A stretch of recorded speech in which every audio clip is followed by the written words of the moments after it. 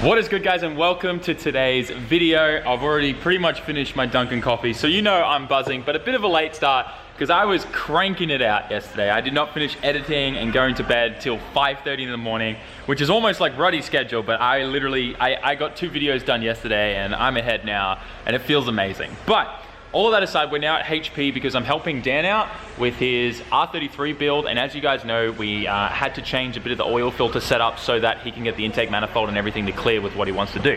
So let me run you through what we're doing, and this is something that a lot of people need to learn or just know when they're doing stuff with their RB25 and removing the factory oil to water transfer, heat transfer oil cooler, which I'll show you in a second.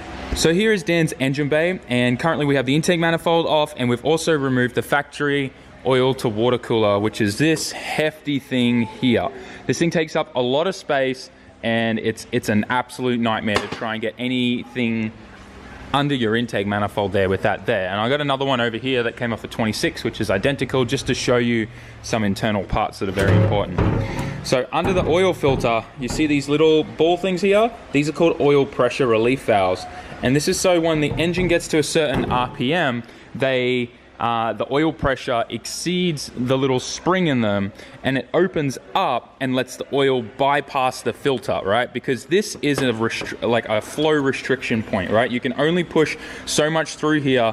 Oh, I just made a mess. Before, like, this will restrict stuff at like 7,000, 8,000 RPM. Like when you're banging on this thing, the engine needs no oil starvation whatsoever. So what Nissan did to prevent that was install these little pressure relief valves. And that just means that oil can flow and bypass the filter and get into the bearings and everywhere in the engine when it needs to.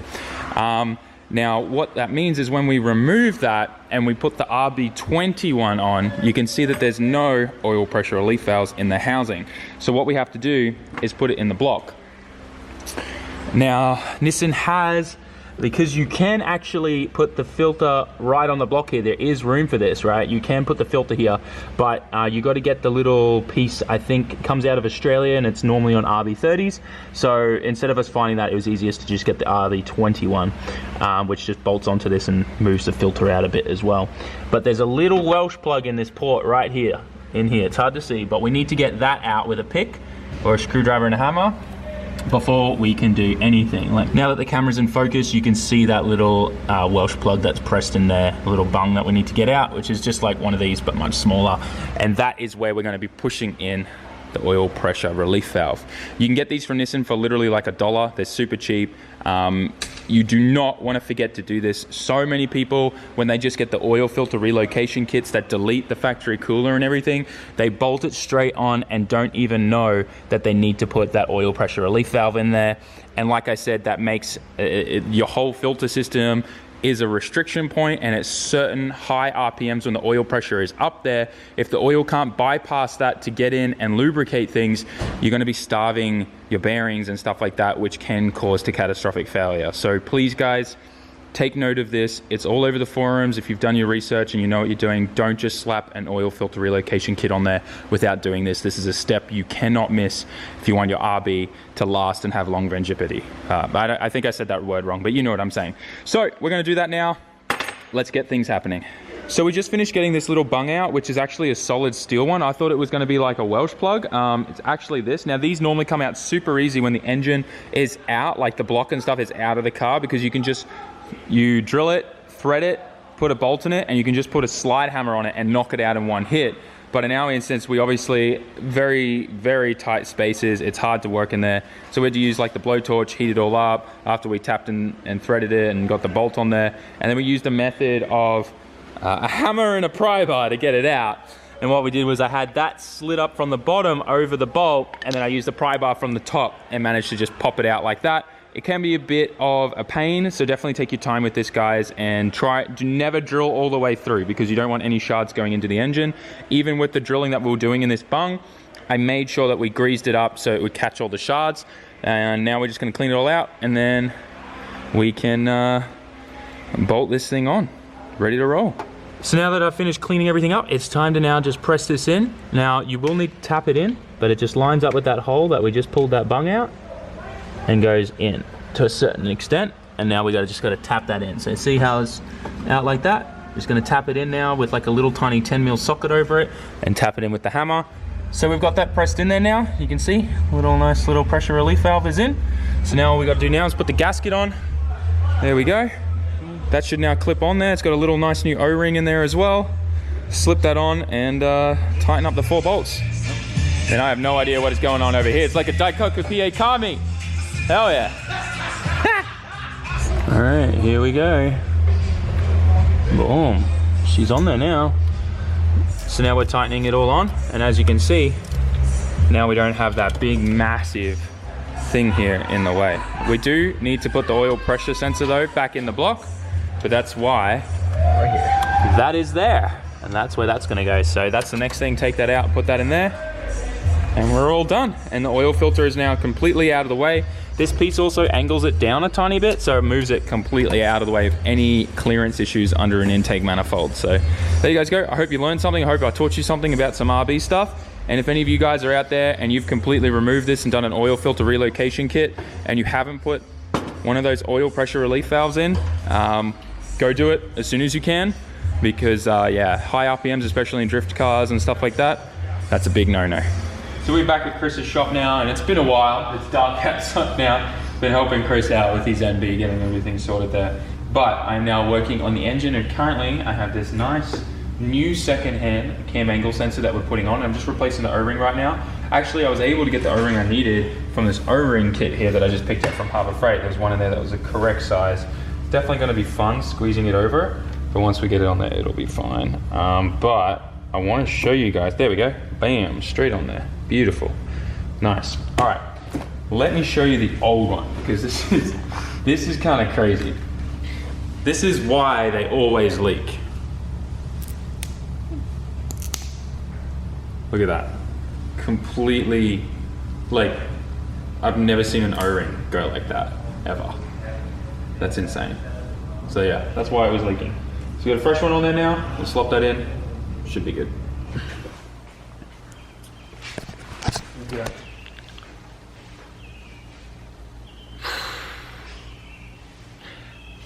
Don't really know how to say this, but I've hit a really big, this really sucks, and I'm super frustrated beyond whatever. But we've hit a really big roadblock on the reassembling the engine, like, and getting everything finished today for the timing. And let me show you what's happened. So here's the front of the engine, and you can see we've done a fair bit now. We got the cam gears on there, we got the timing belt, we started putting the tensioners on. Then I discovered something. Something's up with this water pump. It just doesn't, like, you'll see what I mean. So here's the tensioner, right? This goes on here on that little pin, which is great. And then you're supposed to, wherever I put the bolt, just put the bolt in and tighten it, send it home. That's my problem. There are no threads on the hole here. It's like this huge gaping hole, and the bolt goes straight through. And then I was like, that's kind of weird. Is there like just a nut or a plate or something that goes in behind here? Like, I don't, like, it was just weird. I don't remember that. I remember them just both coming off when I was disassembling the engine. So I was like pulling this water pump out, looking at this and going, okay, well, this thing's got threads in it. Is it like a new design or something? Maybe there was something in the timing kit. Anyways, and then I grabbed another one that I had from the other engine I disassembled. And then I just started holding this up here, and I noticed that there's even this tab here off to the side that just wasn't on any of the other rear wheel drive ones, even when I look at the 1.6, the Blueberry. So I was really confused. And then I Google searched this part number and found out it's for a 2001 Protege front wheel drive engine. So even though I ordered a Miata like timing kit, they somehow messed up and gave me the front wheel drive water pump, which means I can't assemble this today. Can you tell I'm frustrated, guys? I'm really mad about this. Now, I know that this pump's pretty new, and I could just clean it up and I could slap this on if I wanted to assemble this today. But we paid for a damn new water pump, and we're gonna put a new water pump on this thing. So I'm gonna hit up AutoZone tomorrow and sort that out. But that means I can't assemble the front of the engine now. And now I got to take that all off again.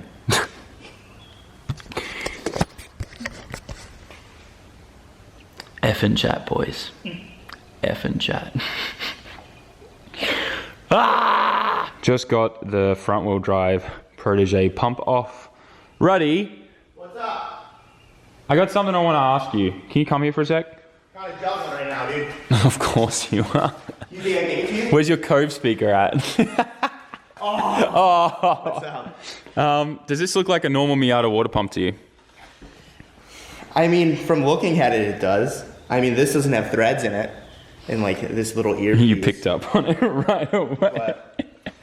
Yeah, so that's what it's supposed to look like. And this won't work. No. What is this for? A Protege front wheel drive for a 1.8. Because it's the same engine as a Miata. Well, you got the timing kit for a 1.6. For a 1.6 Miata. But the part number here is correct. Okay. Right, the part number This one's different? But this one's different, but it has so an extension of the part number there, which is what is for the front wheel drive one. Aft. I got I've never really even stuffed. seen that water pump before. Dude. Oh man. God knock luck, man. It's coming up. I'm good, dude. Clean slate all day. Now that you've said that, I guarantee you now that you've said that, I'm gonna laugh if like when they switch that out for me, it ends up coming back to you in your timing kit. You have to order it. You do. I'll be so pissed. I'll throw it at him. Yeah, so we're at a stalemate right now, but honestly it's okay, and I've just been chilling for the rest of today and just having a good time. Anyways, let's pack up and go home. I nearly forgot, you probably just saw this in the video, but we got a whole bunch more parts for the Miata. Mishimoto fans, shroud, the high performance radiator, Mishimoto oil cooler kit, AFR gauge, intake air temp sensors, a bunch of other parts and stuff are also still coming for the car, so get excited. Perfect opportunity to remind you guys to go get your entries. Head to sammit.net/shop and grab yourself as much merch as you can. Every 500 yen spent is an entry. Whoa, look how tanned I am. That tan line for the compound is insane. I'm really exhausted and tired. It's like 2 a.m. I need to go home, but wheelchair is life. I'm having fun learning wheelchair wheelies. Sammit.net/shop, buy merch, get entries. I'm really starting to wish I wasn't giving away this car, but at the same time, I'm also very happy I'm giving away this car because one of you guys gets to experience my like standard and quality of builds, and I mean, I'm just pumped. I'm so appreciative right now. Life's great. I hope you guys are having a good day. I'm gonna sign out here. Peace out. I'm so exhausted. Ciao.